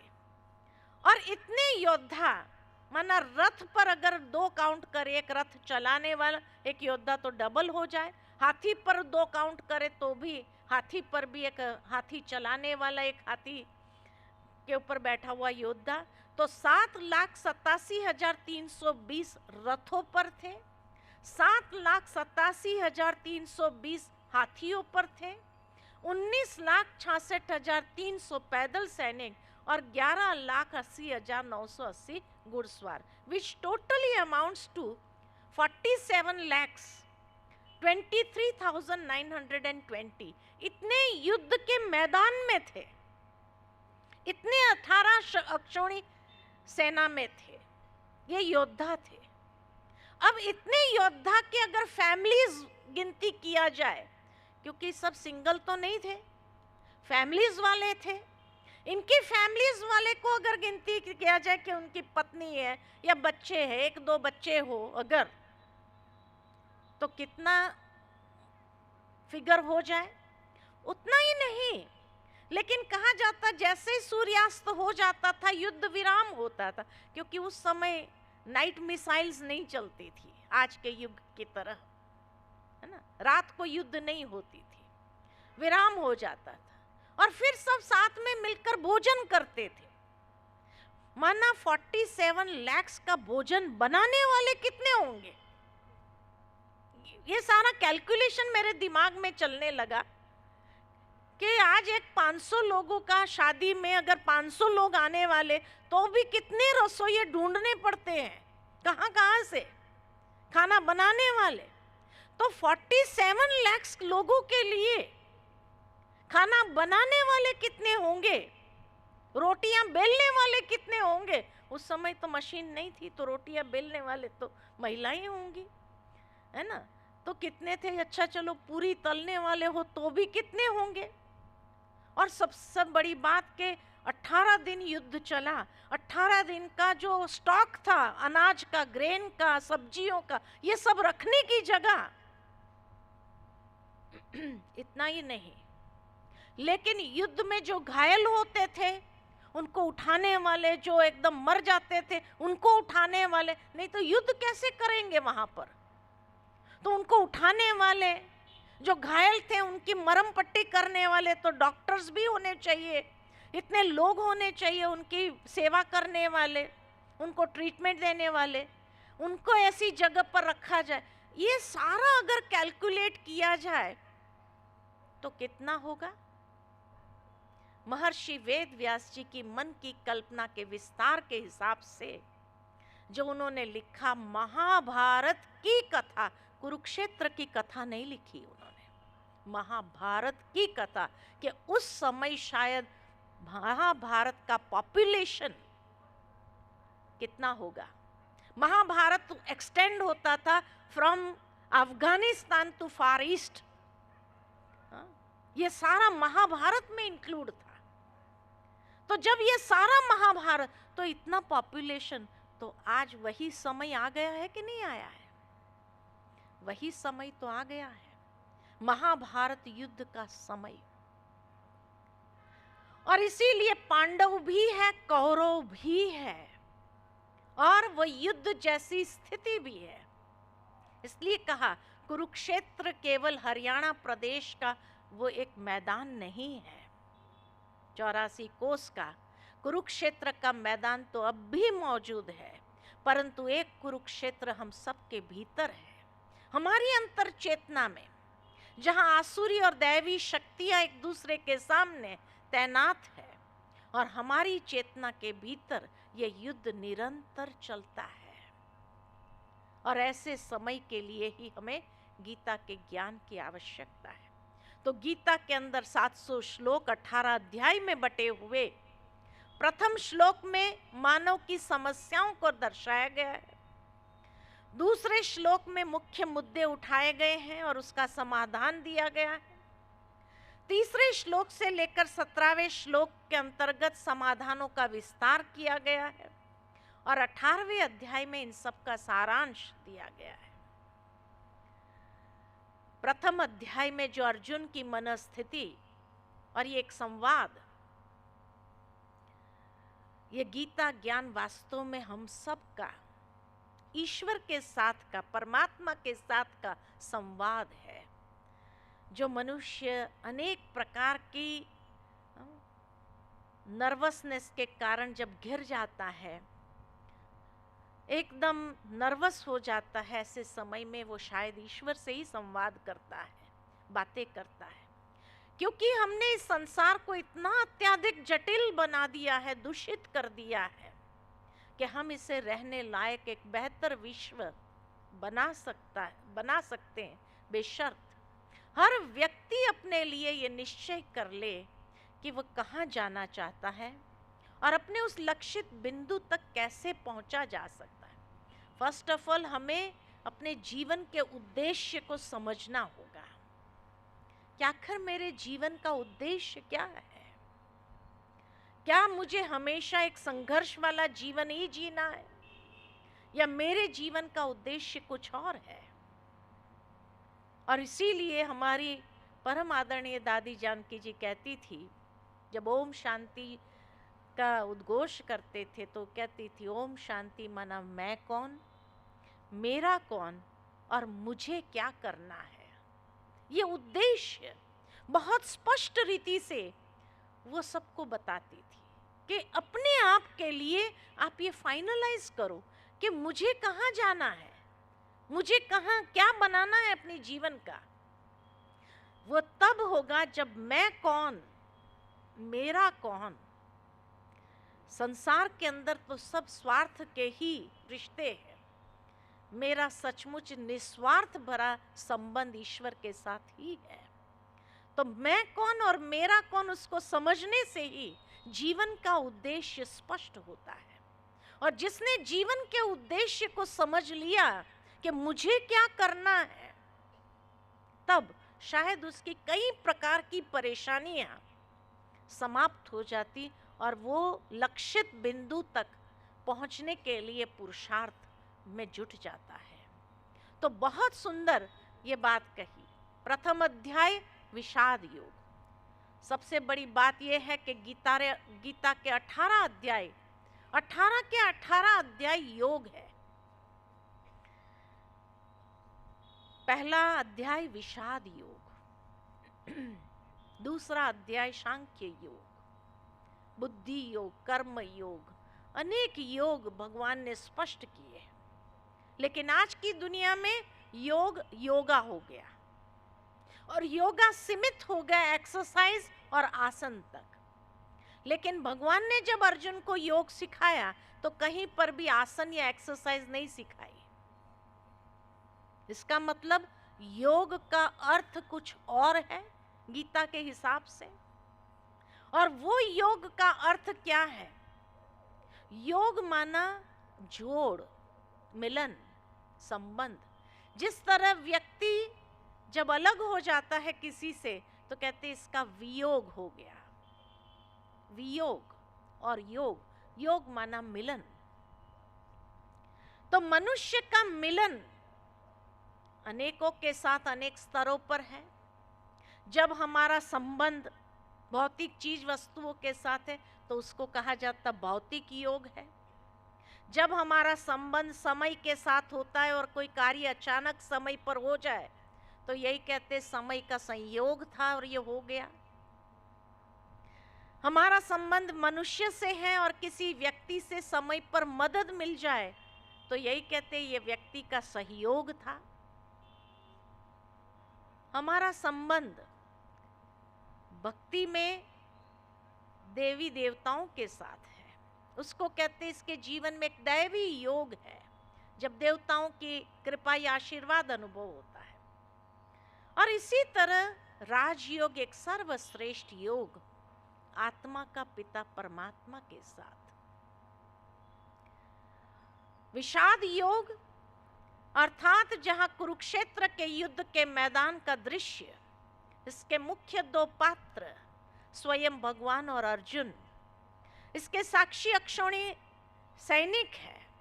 युद्ध में भाग लेने वाले दोनों सेनाओं के योद्धाओं के नामों की घोषणा के पश्चात अर्जुन का हृदय निराशा में डूबता जाता है, इस भय के कारण कि युद्ध में वह अपने मित्र संबंधियों को खो देगा और युद्ध जैसा घृणित कार्य के कारण उसको पाप लगेगा।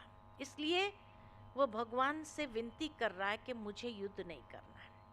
अब सोचने की बात तो ये है, रथ बीच में, ये थोड़ा दृश्य अगर इमर्ज करे कि ये रथ बीच में ले गए, दोनों सेनाएं खड़ी है और अर्जुन जब देखता है कौरवों की सेना को और फिर उसके हाथ कांपने लगते, उसने गांडीव छोड़ दिया और भगवान को हाथ जोड़कर कहने लगा मुझे ये युद्ध नहीं करना है। क्या हुआ? क्या अर्जुन का कॉन्फिडेंस लेवल खत्म हो गया? भगवान उसके साथ थे, विजय उसकी निश्चित थी, उसके बाद भी ऐसी मनोदशा, तो क्या भगवान पर भरोसा नहीं रहा? न आत्मविश्वास कम हुआ था, न भगवान पर भरोसा कम हुआ था। लेकिन यह मनस्थिति किस लिए थी?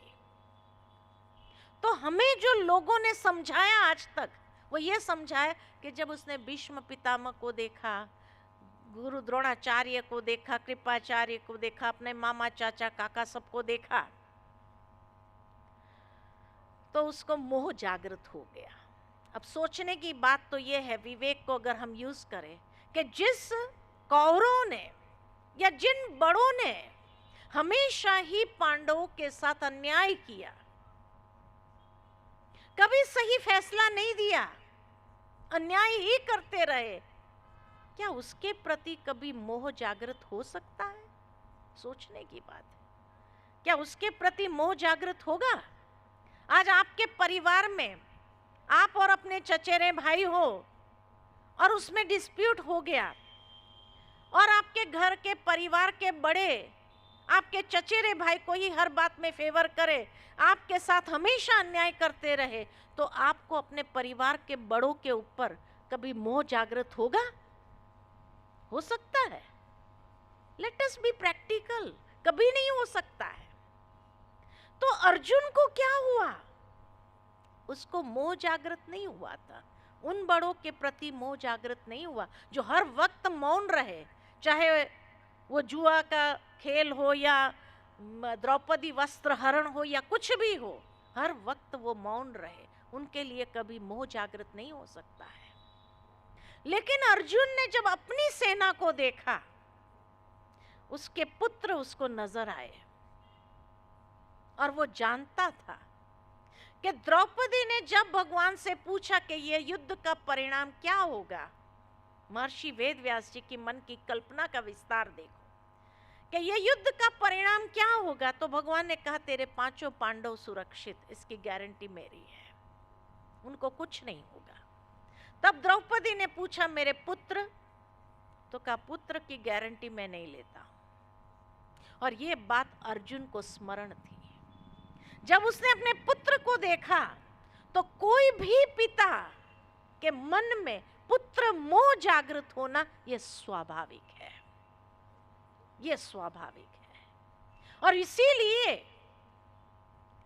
उसको महसूस होने लगा कि कौरव हमें नहीं मार सकेंगे क्योंकि भगवान ने गारंटी ली है, लेकिन हमें चोट पहुंचाने के लिए हमारे बच्चों को जरूर मारेंगे, और बच्चों को बचाने की गारंटी भगवान ने नहीं ली है। और बच्चों को खोने के बाद अगर उस राजगद्दी प्राप्त भी हो गई, तो क्या हमें सुकून मिलेगा? या हर वक्त हमारा मन कचोटता रहेगा कि इस राजगद्दी के लिए हमने अपने बच्चों की बलि दी है? आज की दुनिया में किसी बच्चे को, कोई पिता बहुत सिद्धांतवादी हो, लेकिन उसके बच्चे को कोई किडनैप कर ले जाते हैं, और फिरौती के रूप में जो मांगेगा वो पिता देगा या नहीं देगा? पुत्र मोह ऐसी चीज है। ठीक इसी तरह अर्जुन का भी उन बड़ों के प्रति मोह नहीं जागृत हुआ था जिन्होंने हमेशा अन्याय किया था, लेकिन पुत्र मोह जरूर जागृत हुआ था। और इसीलिए वो सोचने लगा कि इससे तो मैं फैमिली के साथ जंगल में रहूं, सुरक्षित रहूं, हैप्पीली रहूं अपने फैमिली के साथ, मैं क्यों युद्ध करूं? मैं अपने परिवार को अगर खोने वाला हूं, ये मुझे पता है, तो मैं क्यों उस ऐसे युद्ध में इन्वॉल्व हूं? छोड़ो, कौरवों को जो करना है करने दो, मैं जंगल में खुश हूं अपने परिवार के साथ। ये भावना उसके अंदर आ गई। तब भगवान ने उसकी वास्तविकता समझा। जब इतना कंफ्यूज्ड हो गया, नर्वस हो गया, यहाँ अर्जुन इच्छाओं और संबंधों के जाल में फंसे हुए व्यक्ति की चेतना का प्रतीक है। हमारे मन में भी गुण और अवगुण के बीच में निरंतर युद्ध चलता रहता है, और जब मन थका हुआ होता है, आसुरी शक्तियों के साथ युद्ध करने के लिए तैयार नहीं होता, तो बुद्धि भी कभी कभी आसुरी वृत्तियों के आगे घुटना टेक देती है, युद्ध करने के लिए तैयार नहीं। खास करके जब असफलता पर असफलता मिले, तनाव बढ़ जाए, पारिवारिक कलह क्लेश बहुत हो जाए, कोई व्यक्ति लंबी बीमारी से जूझता है, ऐसे समय पर वो कहीं न कहीं आसुरी वृत्तियों का सहारा लेने लगता है। अर्जुन भी घुटना टेक देता है, मैं युद्ध नहीं करना चाहता।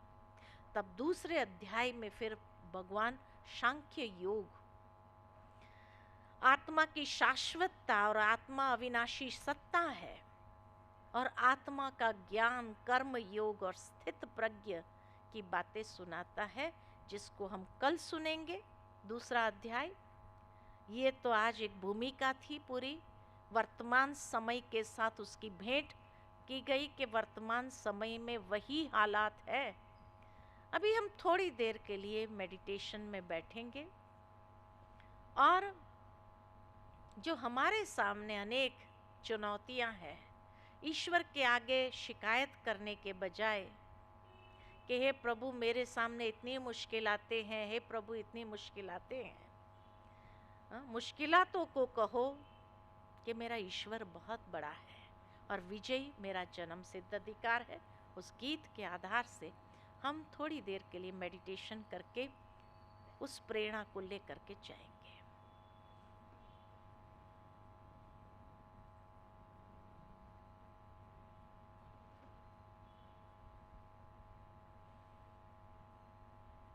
जहाँ इतनी देर बैठे, थोड़ी देर और बैठ जाइए। 3 मिनट का गीत सुनेंगे, बहुत सुंदर प्रेरणादायी गीत है।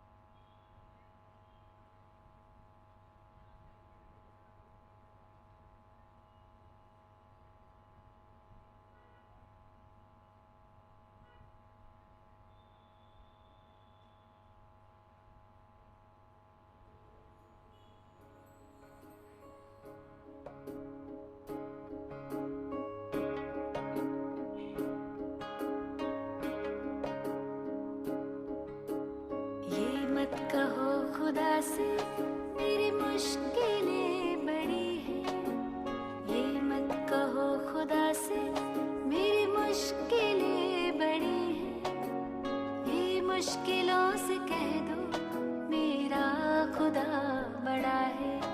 आती है आंधियाँ तो कर उनका खैर मकदम, आती है आंधियाँ तो कर उनका खैर मकदम, तूफान से ही तो लड़ने खुदा ने तुझे गढ़ा है।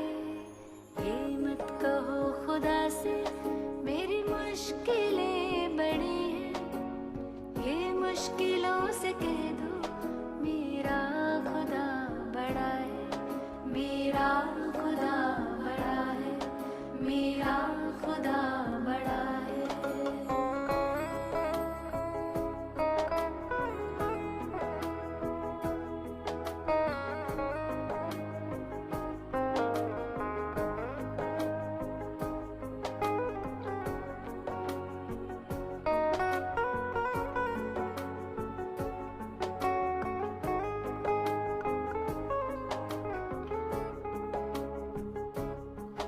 अग्नि में तप के सोना है और भी निखरता, अग्नि में तप के सोना है और भी निखरता, दुर्गम को पार करके हिमालय कोई चढ़ाए।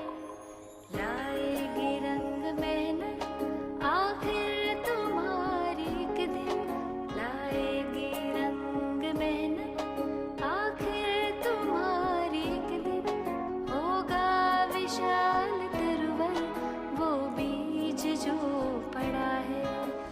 ये मत कहो खुदा से मेरी मुश्किलें बड़ी हैं, ये मुश्किलों से कह दो मेरा खुदा